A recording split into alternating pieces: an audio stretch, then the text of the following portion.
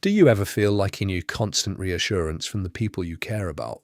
And when you don't get it, when a text goes unanswered for a few hours, or someone just seems a little distant, does your mind jump straight to the worst case scenario? If that sounds like you might have what psychologists call an anxious attachment style. In this video, we'll look at where it comes from, how to recognize it, and most importantly, what you can actually do to feel more secure. Welcome to Time for Psychology. Back in the 1950s, a psychologist named John Bowlby noticed that the way we bond with our caregivers as infants creates a kind of blueprint for how we connect with people for the rest of our lives. Later research built on this and identified a few broad patterns or attachment styles: secure, anxious, avoidant, and a mix of the two, sometimes called disorganized or fearful avoidant. Today, we're focusing on anxious attachment, sometimes called anxious preoccupied, which research suggests shows up in roughly 1 in 5 adults. So if this sounds like you're far from alone. The first sign is a strong need for reassurance. Hearing "I love you" once doesn't quite land.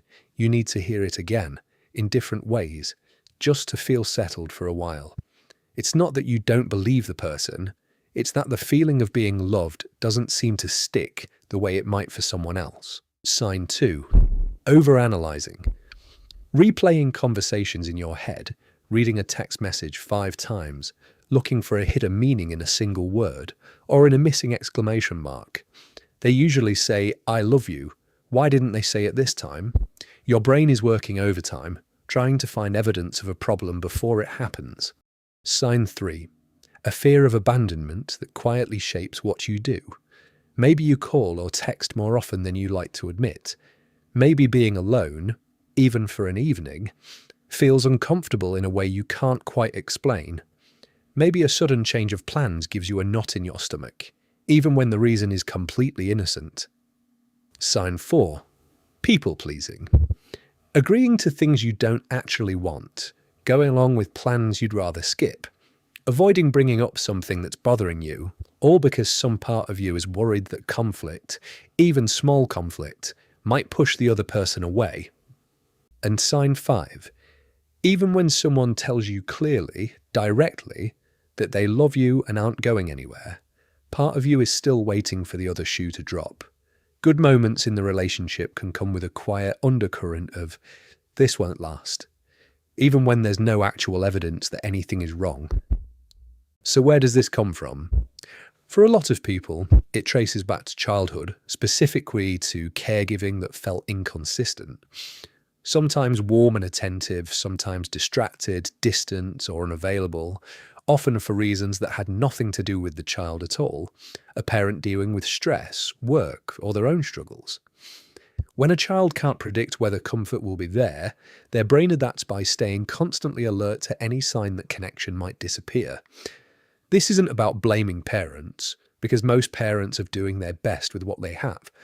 It's simply about understanding why the wiring formed the way it did, so it stops feeling like a personal flaw. Here's the good news. Attachment style isn't a life sentence. Research consistently shows people can move toward a more secure attachment style over time.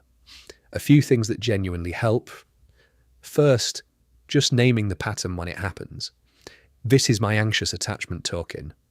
It creates a small but important gap between the feeling and the reaction. Second, grounding yourself before reacting. Before sending that fourth message, pause and ask, what do I actually know to be true right now? Versus what am I afraid might be true?